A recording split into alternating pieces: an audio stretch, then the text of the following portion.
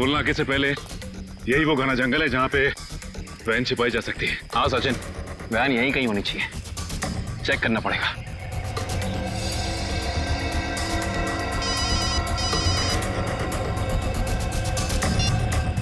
कितनी बार कहा है तुम लोगों को कि कोई गलती नहीं होनी चाहिए, मगर तुम सब लोग निकम्मे हो, निकम्मे। बॉस, हमारी तरफ से तो सब सही जा रहा था, पता नहीं ये बच्चे अचानक कहां से आ गए। हमें कुछ समझ में नहीं आया, इसलिए हम बच्चों को उठाकर हमारे साथ में ले आए। तो अब मुझसे क्या चाहते हो? उन बच्चों को अपनी पीठ पर बिठाकर घोड़ा घोड़ा खेलूं? एक काम करो, आग लगा दो उस वैन को। बच्चों के साथ ही ना रहेगा बांस, ना बजेगी बांसुरी। क्या बच्चों को जला दूं? सुना नहीं मैंने क्या कहा? हाँ बॉस।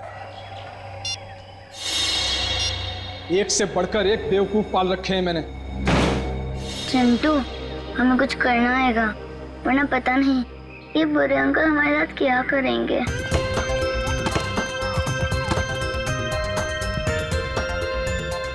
आप सब ने कभी न कभी फुटबॉल या क्रिकेट मैच का मजा तो जरूर उठाया होगा, मगर आज हम आपको बुलाएंगे एक ऐसा कॉकटेल जिसमें क्रिकेट का भी मजा है और फुटबॉल का भी, क्योंकि आज पहली बार दो दो हाथ कर रही है सीआईडी की टीम और उनके नन्हे मुन्ने मित्रों की टीम, जो कि वो बच्चे हैं जिनकी परवरिश किसी घर में नहीं बल्कि अनाथालय में हुई है। तो चलिए सीधे ले चलते हैं आपको मैच के आंखों देखे हाल की ओर।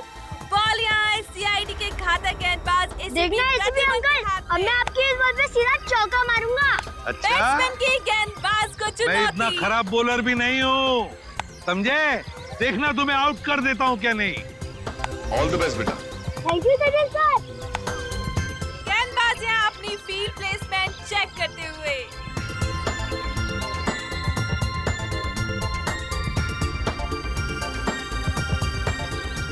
और अब रेडी? गेंद फेंकने को पूरी तरह तैयार। और ये बैट्समैन का शानदार शॉट। क्या ये छक्का जाएगा? ओह नो, ये तो बाउंड्री पे क्या छोड़ना नहीं। सचिन यहाँ चीते की फुर्ती के साथ गेंद की तरफ भागते हुए और ये तंबू में घुस गए। सीआईडी एक बार फिर से इस क्रिकेट मैच में नाकाम साबित हुए। अरे क्या सचिन, क्या छोड़ दिया? भाग!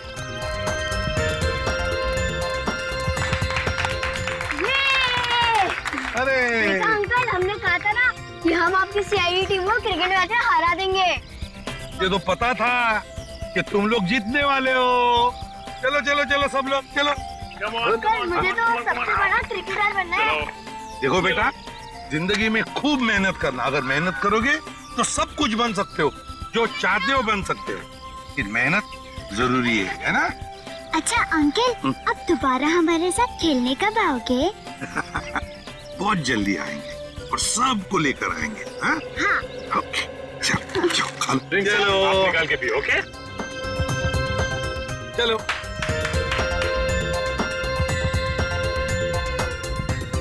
श्रेया, श्रेया लंच टाइम, सबको ले आओ। ओके बच्चों, चलो लंच ब्रेक, खाना खा लेते हैं। जंगल में गिर गई, मैं जा रही हूँ। मैं भी आता हूँ। अरे रुको, अकेले मत जाना, मैं आ रही हूँ। Sorry sorry sorry sorry sorry sorry sorry. रोना नहीं। देखो ये देखो ये देखो, टीटी मर गई। देखो गुड गर्ल, बहादुर बच्चे। जाओ इशिता, इसे लेकर जाओ, मैं तारा और चिंटू को लेकर आती हूँ। जाओ तारा, चिंटू, तारा, चिंटू। हाँ चले गए। चिंटू प्लीज बाहर आ जाओ। तारा,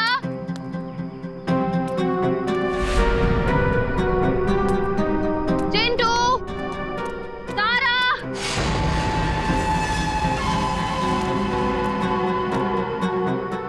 चलो यार, भूख लग रही है।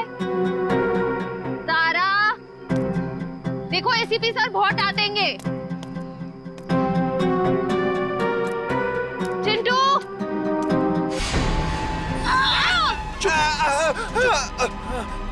चिंटू, निकल यहाँ से जल्दी।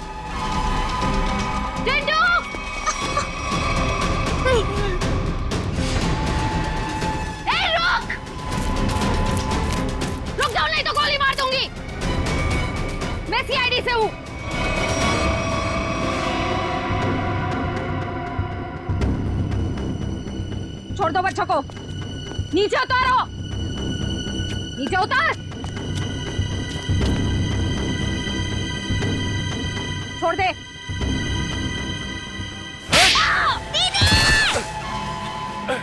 रुक, निकल जल्दी। रुक जाओ चिंटू।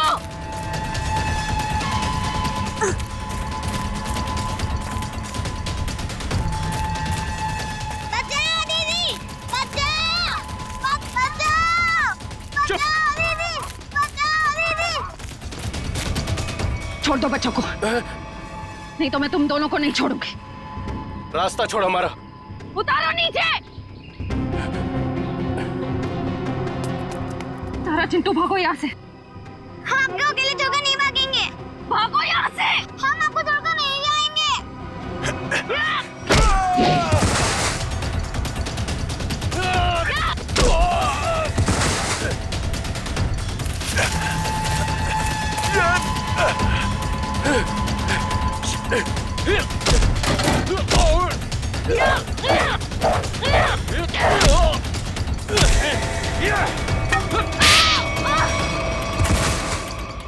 छोड़ उसको, चल यहाँ से। हाँ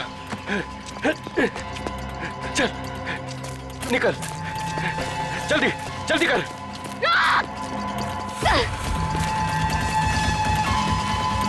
जल्दी। बचाओ दीदी।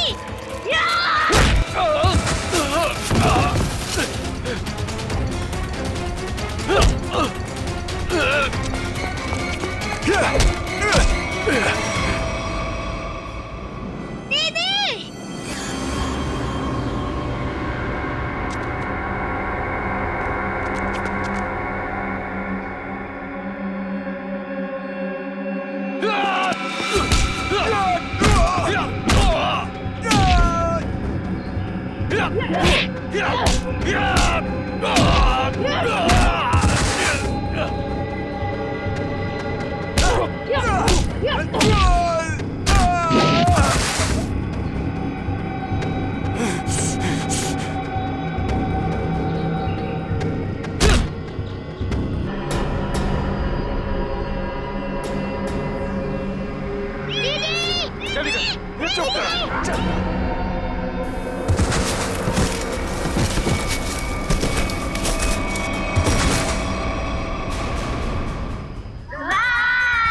Bye bye bye. नमस्ते। बाय। हाँ? चिंटू और तारा नहीं दिख रहे। चिंटू और तारा दिख नहीं रही, कहाँ गई है? और श्रेया भी दिख नहीं रही है। श्रेया मैम जंगल में बॉल ढूंढने के लिए गई हैं, लेकिन अब कहीं नजर नहीं आ रही। इतनी देर तक? काम करते हैं, जंगल में घुसते हैं। हाँ?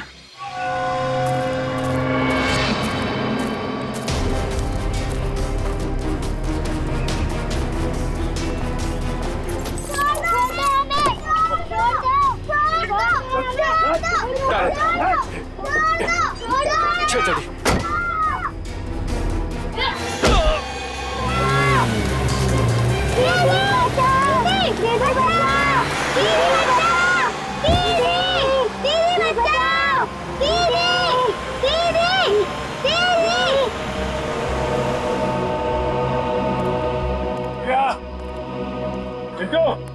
श्रेया, तारा, श्रेया, चिंटू। श्रेया, चिंटू। हाँ, धीरे के साथ। क्या चाचू? सर यहाँ पे खून की बूंदें पड़ी हुई।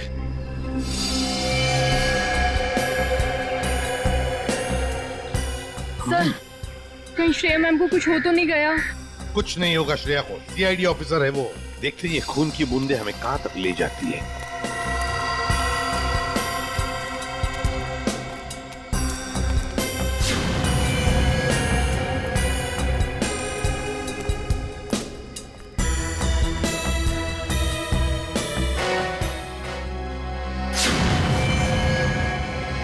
सर वो रही श्रेया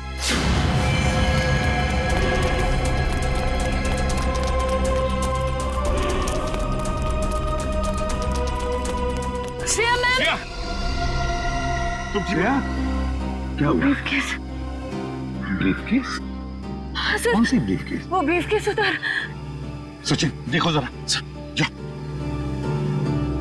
शायद किसने किया है? बच्चे कहाँ हैं? कहाँ है बच्चे? सर तारा और चिंटू को 2 गुंडे उठाकर लेकर गए थे। तुमने देखा उनके चेहरे? देखे उनके? नहीं सर, उन्होंने मास्क पहने हुए थे। एक व्हाइट कलर की वैन में दोनों बच्चों को उठाकर लेकर गए वो।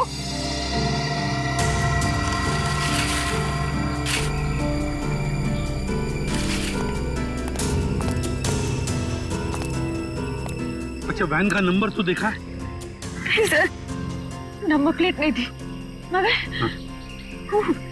राइट साइड की टेल लाइट टूटी हुई थी सर।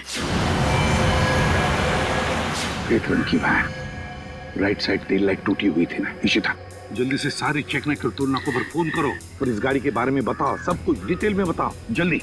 हाँ सर, मैं दोनों बच्चों को बचा नहीं पाई।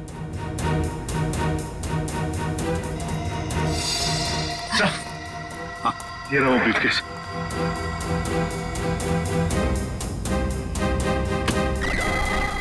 माय गॉड,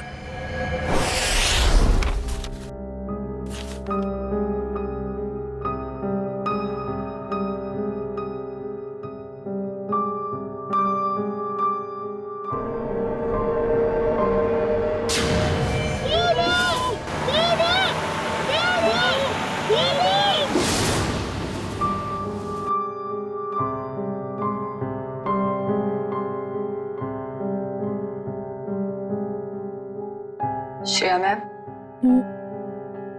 कुछ दिन सेहत का ध्यान रखिएगा। सर पर भी काफी जख्म आया है। ये जख्म तो भर जाएंगे तेरे। बच्चों को भी गुंडों से बचा नहीं पाए। इस बोझ को मैं कभी झेल नहीं पाऊंगी। श्रेया, क्या कर रही हो तुम? ऐसा मत सोचो, उन बच्चों को हम बहुत जल्द ढूंढ निकालेंगे। और फिर तुमने वो ब्रीफकेस छीन लिया हाथ से उसके। एक बार डॉक्टर साड़ू के उस ब्रीफकेस से कोई सॉलिड सबूत निकाल लें, उन बच्चों तक हम बहुत जल्दी पहुंच जाएंगे। हाँ डॉक्टर साहब, कुछ मिला क्या? किसी औरत का हाथ है, हाथ पर मेहंदी लगी हुई है और नाखूनों पर नेल पॉलिश है। डॉक्टर साहब, ये सब हमें पहले से पता है, कोई खास डिस्कवरी हो तो बताइए। हाँ है ना, लगता है इस औरत ने हाल फिलहाल में ही मेहंदी लगाई है, क्योंकि मेहंदी का रंग बहुत गाढ़ा है। ये डिस्कवरी है? अरे ये सब पहले से पता है सर, कुछ और अभी नहीं पता लग सकता है यार। मजाक है क्या सब कुछ यार? पहले इस हाथ को लेबोरेटरी में भेजो, फॉरेंसिक लैब में, वहां पर डीएनए टेस्टिंग होने दो, उसके बाद पता लगेगा ना यार। बहरहाल फिलहाल तुम इतना तो पता लगा सकते हो कि जहां से हाथ मिला है वहां पर कोई शादी ब्याह हुआ है क्या? ये पता लगाने के लिए मैं वंश को पहले ही भेज चुका हूँ। वेरी गुड, बहुत अच्छा किया। तो अभी मैं भी चलता हूँ। और हाँ, अगले 12 घंटे तक मेरी लैब में कोई मुझसे कुछ पूछने के लिए नहीं आएगा, अंडरस्टैंड? ठीक है सर, नहीं पूछेंगे।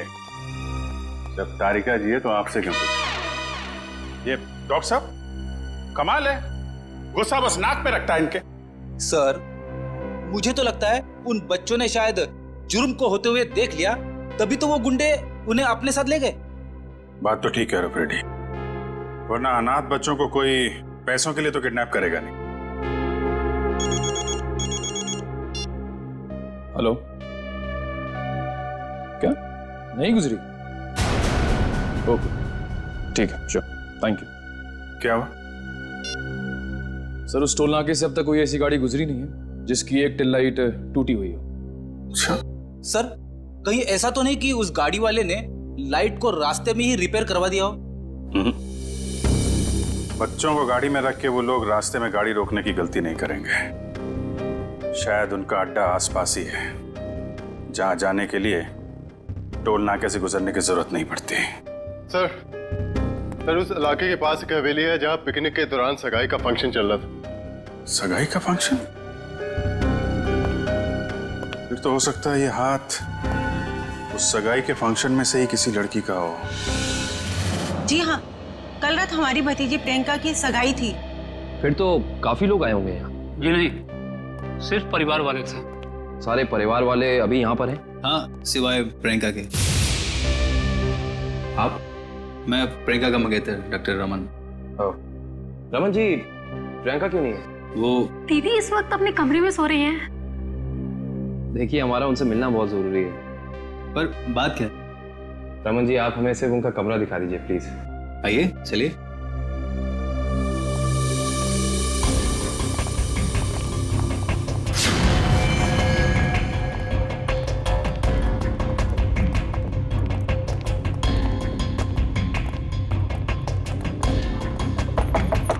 प्रियंका, प्रियंका, उठो, प्रियंका। प्रियंका, एक काम करिए, इस कमरे की डुप्लीकेट चाबी लेकर आइए। प्रियंका रोज इतनी देर तक सोती है? दोपहर का 1 बज रहा है। नहीं, वैसे तो जल्दी उठ जाती है। शायद सगाई की थकावट होगी इसलिए नहीं उठी है वो। लीजिए।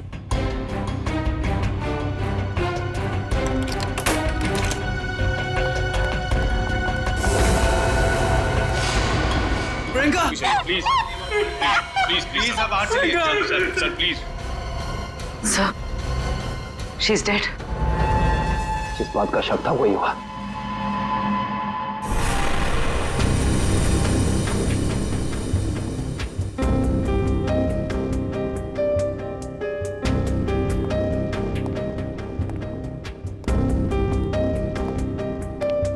सर, खून सिर्फ इस बेड पर है, कमरे में और कहीं नहीं। और सर, कमरे का सामान भी बिखरा हुआ नहीं। सर, इसका मतलब जब प्रियंका सो रही थी तभी खूनी ने उसका हाथ काटा। पर जब इसका हाथ काटा होगा तो ये चिल्लाई तो होगी ना? चिल्लाती कैसे निखिल? उसकी गर्दन के निशान साफ बता रहे हैं कि खूनी ने पहले गला दबाकर उसकी जान ली और फिर उसका हाथ काटा। पर अगर खूनी ने प्रियंका को मार ही डाला था, फिर उसका हाथ क्यों काटा? और हाथ काट के उसे ब्रीफकेस में क्यों लेके जा रहा था? एक काम करते, इस कमरे की सही से तलाशी लेते।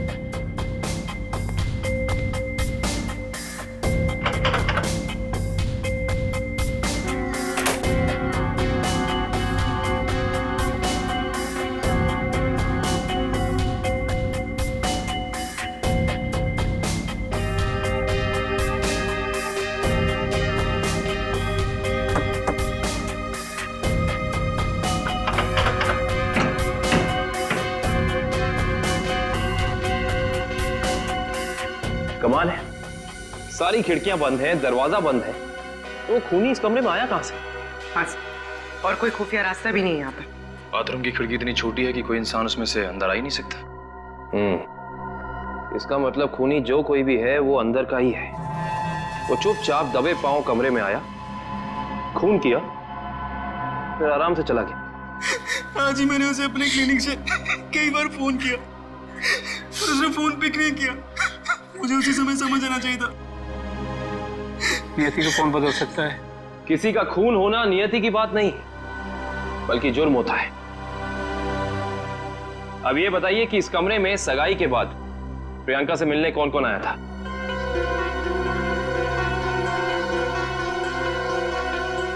सबकी जुबान पे तो ताला लग गया। इस ताले को खोलने का तरीका है हमारे पास। इस कमरे के बाहर जो सीसीटीवी कैमरा लगा है, उसकी फुटेज हमें बताएगी कि इस कमरे में कौन कौन आया और कौन कौन गया।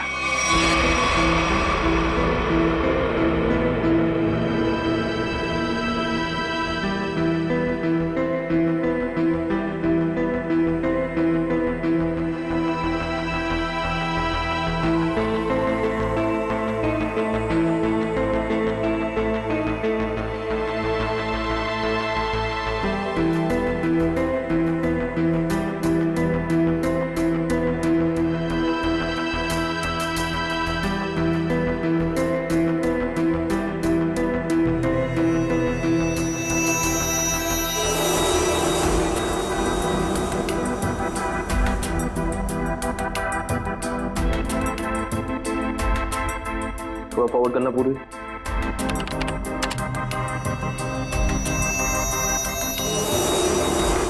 पॉज करना। ये आदमी प्रियंका के कमरे में बहुत सारा गिफ्ट लेके गया, लेकिन 1 मिनट में वापस आ गया। हाँ निखिल, एक काम करो, घर वालों को अंदर लेकर आओ। आप लोग प्लीज थोड़ा अंदर आइए।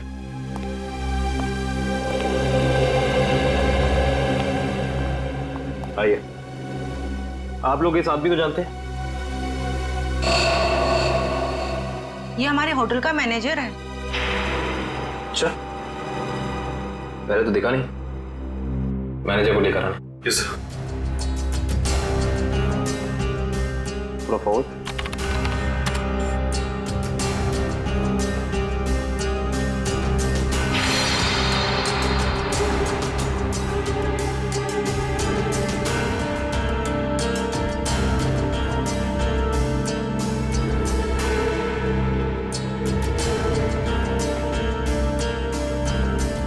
वो भी थोड़ा फॉरवर्ड कर।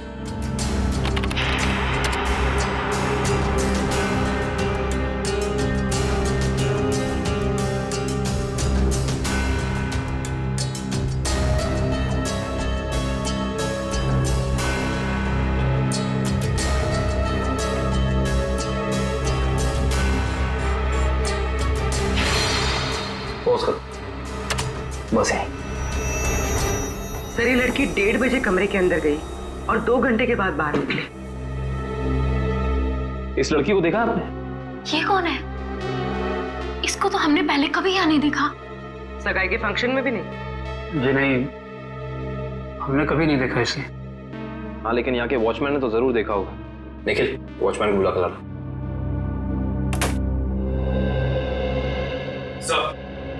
सब जगह देख लिया मगर मैनेजर कहीं मिला नहीं सर। मिला नहीं? सुबह तो यही था, शायद मार्केट गया होगा सब्जी लेने के लिए। कमाल है, पहली बार सुन रहा हूँ कि इतने बड़े होटल का मैनेजर बाहर सब्जी लेने जाता है।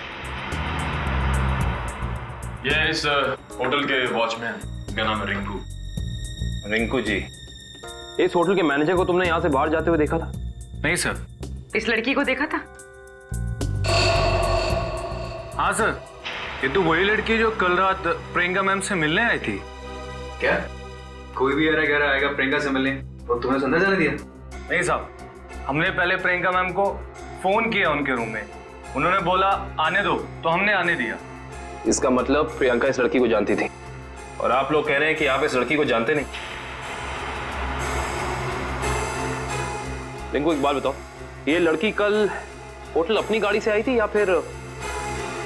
सर ये लड़की टैक्सी से आई थी। टैक्सी? उस टैक्सी का कोई नंबर रिकॉर्ड किया तुमने, कहीं लिखा कुछ? हाँ साहब, मैं होटल के अंदर जितनी भी टैक्सी आती है उनका नंबर लिख के रखता हूँ रजिस्टर पे। ये फोटो ध्यान से देखो, ये लड़की कल रात तुम्हारी टैक्सी में बैठी थी। आप लोग कौन? हम लोग सीआईडी से। सीआईडी साहब, मुझे तो इस पे पहले से ही शक था कि लड़की में कोई गड़बड़ है। क्यों, क्या हुआ?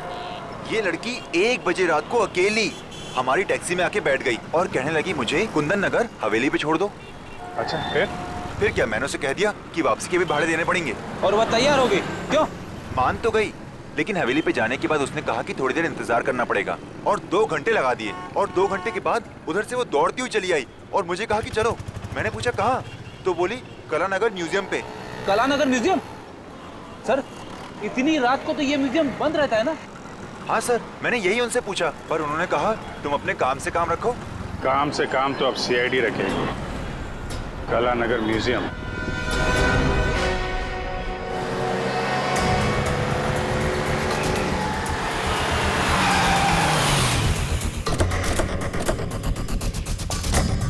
टोल नाके से पहले यही वो घना जंगल है जहाँ पे वैन छिपाई जा सकती है। हाँ सचिन, वैन यहीं कहीं होनी चाहिए, चेक करना पड़ेगा।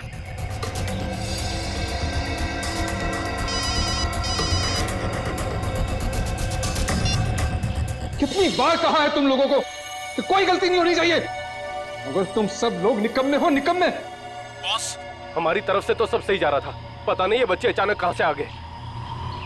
हमें कुछ समझ में नहीं आया, इसलिए हम बच्चों को उठाकर हमारे साथ में ले आए। तो आप मुझसे क्या चाहते हो? उन बच्चों को अपनी पीठ पर बिठाकर घोड़ा घोड़ा खेलूं? एक काम करो, आग लगा दो उस वैन को। बच्चों के साथ ही ना रहेगा बांस, ना बजेगी बांसुरी। क्या बच्चों को जला दूं? सुना नहीं मैंने क्या कहा? हाँ बॉस। एक से बढ़कर एक बेवकूफ पाल रखे हैं मैंने। चिंटू, हमें कुछ करना आएगा, वरना पता नहीं ये बुरे अंकल हमारे साथ क्या करेंगे। इस आदमी के सीने में दिल है या पत्थर? कितनी आसानी से कह दिया कि बच्चों को जला दे। अरे तो हम कौन से महात्मा हैं? बॉस ने कहा है तो कर देते ना। चल ठीक है।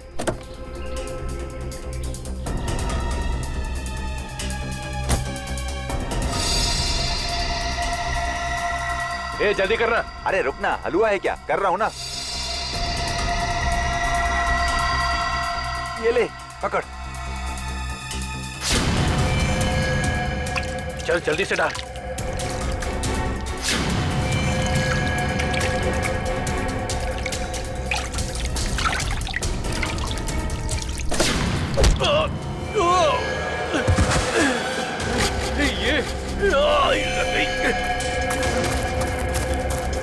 अरे भाई, अरे बच्चे चल उस तरफ भागे, चल।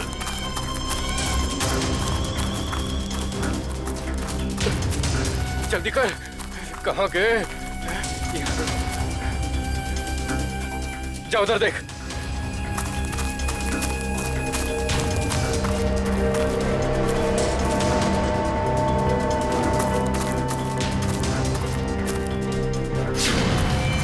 अरे वो देख, वो रहे। पकड़, चल चल चल जल्दी।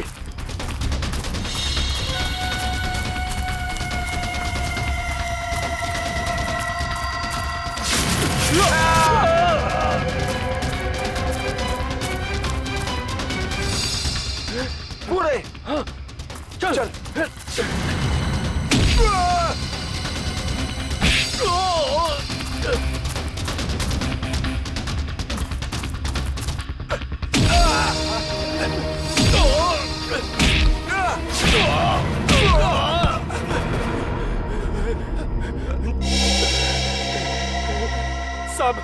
साहब हमने जो कुछ भी किया पैसे के लिए किया साहब।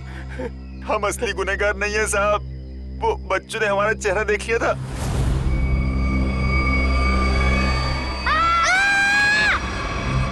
इसलिए हम उन्हें अपने साथ उठा लाए। कौन असली गुनहगार? बोल, नाम बता उसका। हमने उसका चेहरा नहीं देखा साहब, क्योंकि वो गाड़ी में आया था और पैसे देके चला गया साहब। गाड़ी में आया था तो उसका गाड़ी नंबर, मोबाइल नंबर, घर का नंबर कुछ तो याद होगा। साहब उसका मोबाइल नंबर है मेरे पास। देखो जल्दी निकल। देता हूँ साहब। ये वाला सर। है कौन ये मिस्टर एक्स? सर इस म्यूजियम में पहले आप आ चुके हैं? हाँ एक बार आया दया के साथ। तो वैसे मुझे भी म्यूजियम में आके एंटीक चीजें देखना काफी पसंद है सर। फिलहाल हमें तो ये पता करना है कि वो लड़की इस म्यूजियम में क्या करने आई थी। सॉरी, एक मिनट। सॉरी बोला ना, गलती से धक्का लग गया। एक मिनट। जो गुनाह आपने किया है उसके लिए सॉरी कुछ भी नहीं है। क्या? एक मामूली सा धक्का लगने को आप गुनाह का नाम देंगे? उसे नहीं, लेकिन खून करना तो एक गुनाह है। क्यों किया प्रियंका का खून? क्या उनका खून हो गया? ये नहीं हो सकता। बंद करो ये मगरमच्छ के आंसू। जो पूछा उसका जवाब दो। मैंने किसी को नहीं मारा, मैं तो सिर्फ वहां उनकी मदद करने गई थी। रात को 1:30 बजे ऐसी कौन सी मदद चाहिए थी प्रियंका जी को? उनको लग रहा था कि उनकी जान को खतरा है, इसलिए उन्होंने मुझे वहां बुलाया था।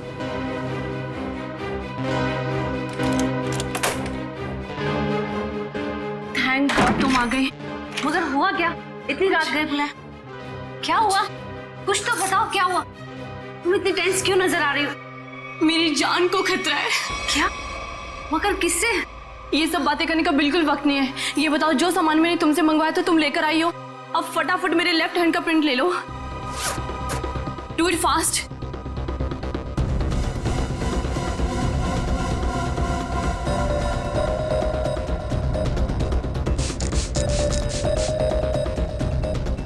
अपना लेफ्ट हैंड यहाँ रखो।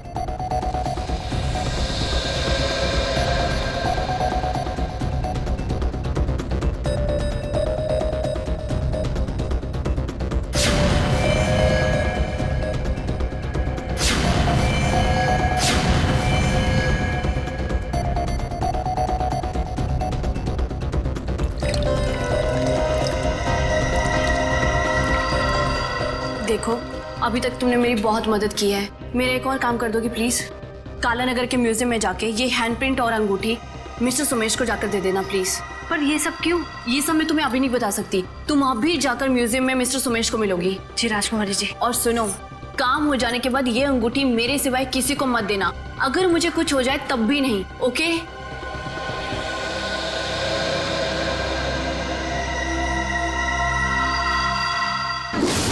तो उन्होंने अपने हाथ का इम्प्रिंट बनवाया और उसे म्यूजियम के मैनेजर सोमेश को देने को कहा। जी। मगर उसने अपने हाथ का इम्प्रिंट बनवाया क्यों? वो तो मुझे नहीं मालूम। आप जरा वो अंगूठी दीजिए जो प्रियंका जी ने आपको दी।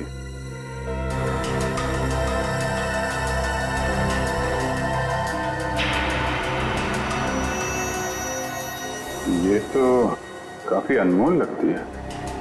सर ये अंगूठी, वो कटा हुआ हाथ, ये म्यूजियम, सर कुछ समझ में नहीं आ रहा है। इसका जवाब तो अभी ये मैनेजर सोमेश जी देंगे। पुरानी पेंटिंग है, राजा रवि प्रताप ने इसे बनवाया था। इस तरह की कलाकारी करने का उसे बहुत शौक था। Mister Somesh. Yes. CID. CID? क्या बात है सर? जरा इधर आइए, आपसे कुछ बात करनी थी। कीजिए ना सर, मुझसे कोई गलती हुई क्या? नहीं, वो बात नहीं है। आप जरा ये अंगूठी देखिए, इसे पहचानते हैं? जी हाँ, ये राजकुमारी प्रियंका जी की अंगूठी है। आपके पास कैसे आई? ये हमें रागनी ने दी है। अभी गई है ना म्यूजियम से बाहर। वो ये अंगूठी और राजकुमारी के हाथों का इम्प्रिंट लेके आई थी, है ना? जी हाँ, इस म्यूजियम में काफी सारे राजघरानों के जो यहाँ के ट्रस्टीज हैं उनके पर्सनल लॉकर्स हैं। जब कभी खास एग्जीबिशन होता है तभी हमारे लॉकर में रखे हुए पुश्तैनी हीरे जेवरात हम उसमें पेश करते हैं।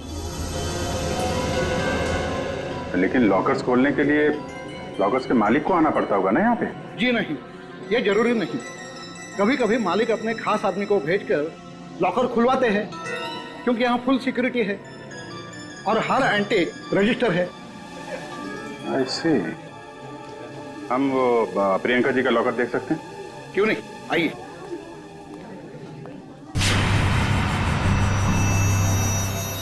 ये रहा उनका खास लॉकर। प्रियंका जी के हाथ का इम्प्रिंट इसका पासपोर्ट था। सर इसलिए प्रियंका का हाथ? क्या हुआ? नहीं, कुछ खास नहीं। आप ये बताइए, अभी इसका पासवर्ड, नया पासवर्ड क्या है? सॉरी सर, ये तो कॉन्फिडेंशियल है, मैं नहीं बता सकता। ये आपको बताना पड़ेगा क्योंकि प्रियंका का खून हो गया है। आज? जी हाँ। और खूनी तक पहुंचने के लिए हमारा ये जानना बहुत जरूरी है कि इस लॉकर में क्या है और प्रियंका ने अपना पासवर्ड जल्दबाजी में क्यों बदला। प्लीज। आपके पास जो अंगूठी है यही नया पासवर्ड है। अंगूठी? ये पासवर्ड है? जी हाँ। अब जरा ये लॉकर खोलिए।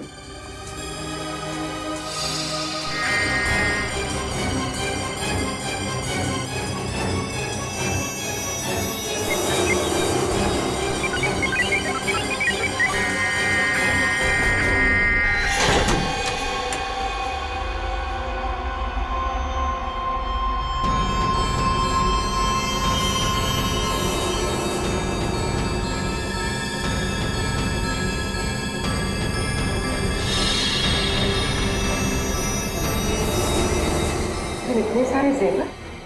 मतलब सर ये सब कुछ इसके लिए हुआ? लग तो ऐसा ही रहा है।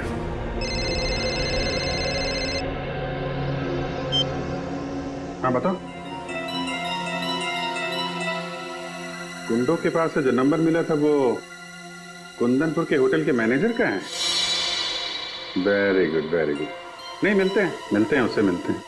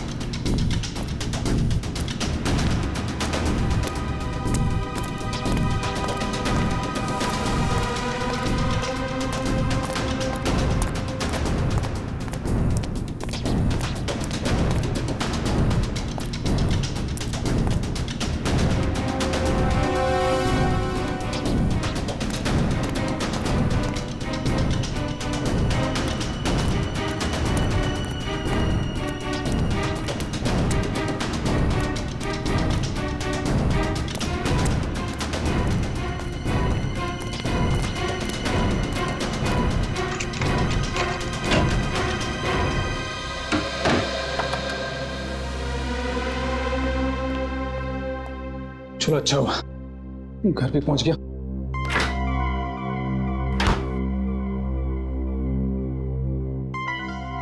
किसी ने देखा भी नहीं सिवाय हमारे सीआईडी। हाँ सीआईडी। चल बैठ।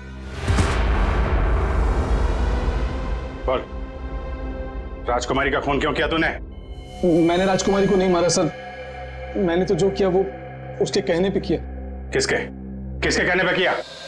पता नहीं सर, मुझे तो एक पर्ची मिली थी, उस पे लिखा था कि मैं राजकुमारी के कमरे की खिड़की खुली छोड़ दूं। अच्छा, ताकि खूनी कमरे के अंदर जाए, राजकुमारी का खून करे, और खिड़की के बाहर से खिड़की बंद ऑटोमेटिक, किसी को पता भी नहीं चलेगा। जी। अच्छा, उसने तुझे पर्ची दी और तूने काम कर दिया। असली बात बता, क्यों किया तूने? सर वो उसने मुझे धमकी दी थी कि अगर मैंने उसकी मदद नहीं की तो मेरे अतीत के बारे में सबको बता देगा कि मैं जेल गया था।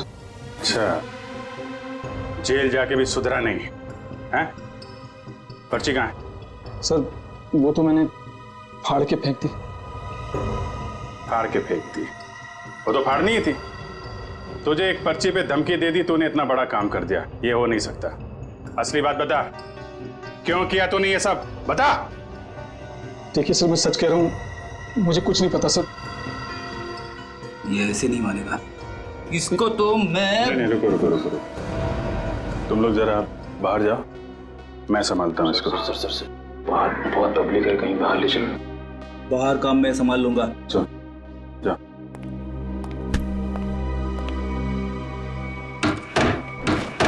देख ये क्या कर रहा है? देख रहा, हमें मालूम ही है तूने किसी के कहने पे किया है, और वो कौन है वो तो हम पता लगा ही लेंगे। इसलिए तेरा जिंदा रहना कुछ जरूरी नहीं है। तो ऊपर चला जाएगा तो धरती से एक पापी कम हो जाएगा। बोल क्या करना है, बताते हैं? मुझे नहीं पता, नहीं पता मुझे। बता दो।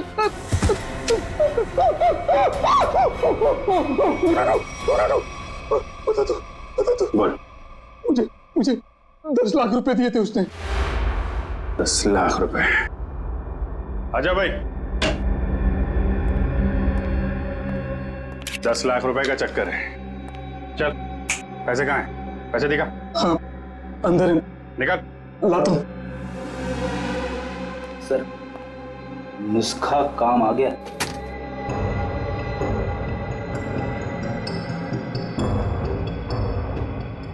सर इसमें से तो अजीब सी गंध आ रही है, जैसे हॉस्पिटल में दवाइयों की आती है।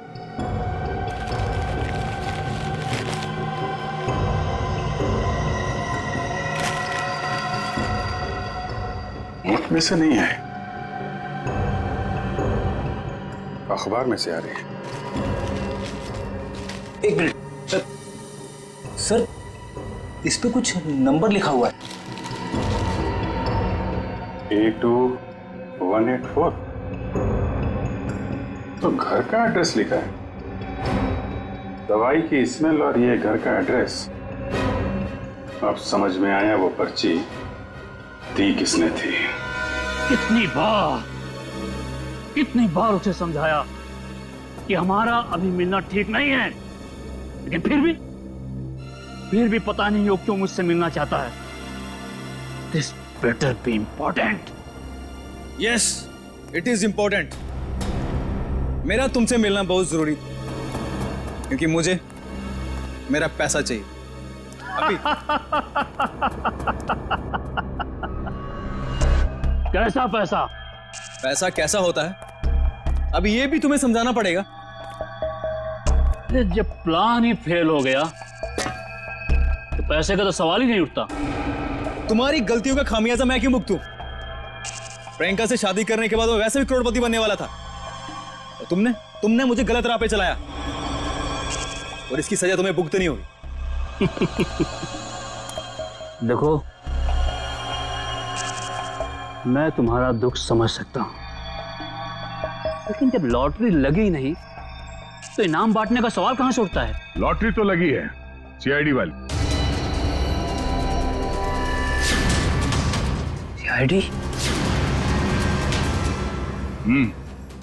और इनाम भी बहुत जबरदस्त मिलेगा अंकल जी। रमन, तुमने सीआईडी को बुलाया है? जब पार्टनरशिप की है तो जेल अकेले कैसे जाता? क्या मतलब? मतलब मैं समझाता हूँ। जब हमें होटल के मैनेजर के घर से न्यूज़पेपर में इस डॉक्टर के क्लिनिक का एड्रेस मिला तो हम समझ गए थे कि प्रियंका के मर्डर में पहला मोहरा ये डॉक्टर है।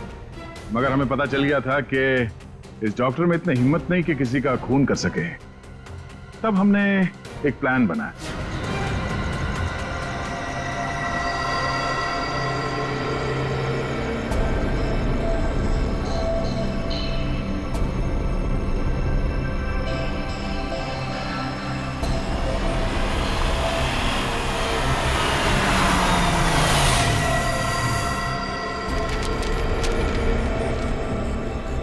तुम्हारा भांडा फूट चुका है।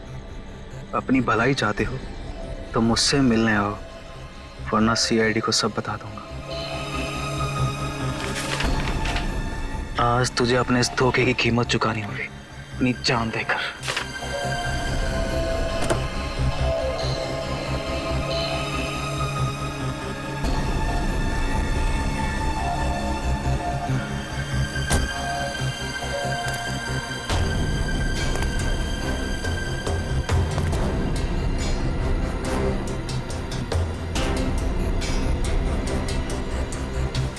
कहाँ हो तुम? अब चूहे की तरह बिल में छिपके क्या बैठ गए हो? लो मैं आ गया। क्या हुआ? डर गए क्या? अब डरने की बारी तुम्हारी है।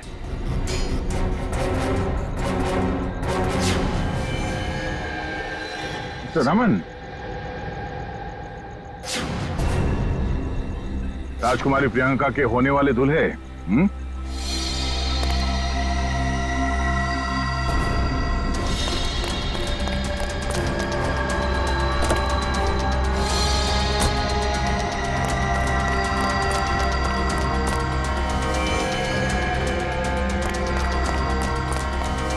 बहुत बड़ा धक्का लगा। हम यहाँ पे देख के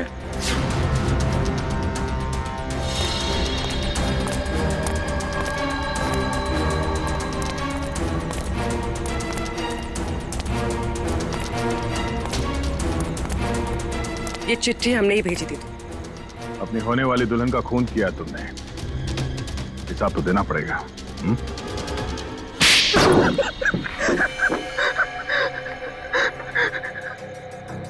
ठीक कह रहे आप लोग, हमने ये सब प्रियंका की दौलत पाने के लिए किया था। हाँ, और अब फटाफट अपने पार्टनर का नाम बता दे जिसके साथ मिलके तूने ये पूरी खिचड़ी पकाई है। चलो अब फांसी के फंदे के लिए तैयार हो जाओ। अरे इसके पहले मैं तुम लोग को ऊपर पहुंचा दूंगा।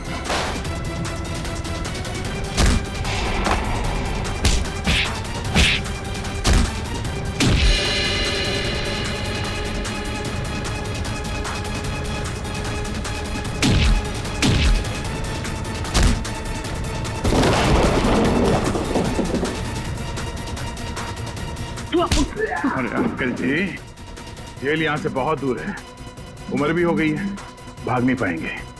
सीआईडी की जीप में छोड़ देते हैं आपको।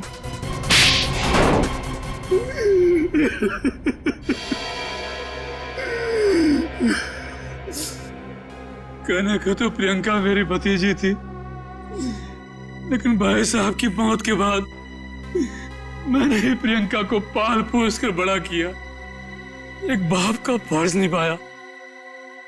लेकिन बदले में मुझे क्या मिला? भाई साहब ने अपनी सारी प्रॉपर्टी प्रियंका और उसके होने वाले पति के नाम कर दी थी। इसलिए प्रियंका के होने वाले पति को भी तुमने अपने प्लान में शामिल कर लिया। हाँ, रमन बेवकूफ निकला, वो मेरी बातों में आ गया। पर्दे के पीछे रहकर मैंने सारे गुनाह इसी से करवाए, गुंडों को पैसे देने से लेकर खिड़की खुले रखने और हाथ काटने तक। मगर प्रियंका को भनक लग गई थी कि उसकी जान को खतरा है, इसीलिए उसने अपना पासवर्ड चेंज कर लिया और तुम लोगों के प्लान पे पानी फेर दिया। क्यों? हमें पता भी नहीं था कि उसने मेरी और अंकल की बातें फोन पे सुन ली है। सर, काश प्रियंका ने हमारी मदद ली होती तो उसकी जान बच जाती। वो आई थी मेरे पास, ये बताने के लिए कि रमन उसकी जान लेना चाहता है, लेकिन उसे क्या पता था कि इस जुर्म का असली सूत्रधार कौन है। एक बार भी शर्म नहीं आई तुम्हें? अपने स्वार्थ के लिए अपनी भतीजी की जिंदगी उजाड़ दी तुमने। तुम जैसे लोगों के लिए तो फांसी भी कम है।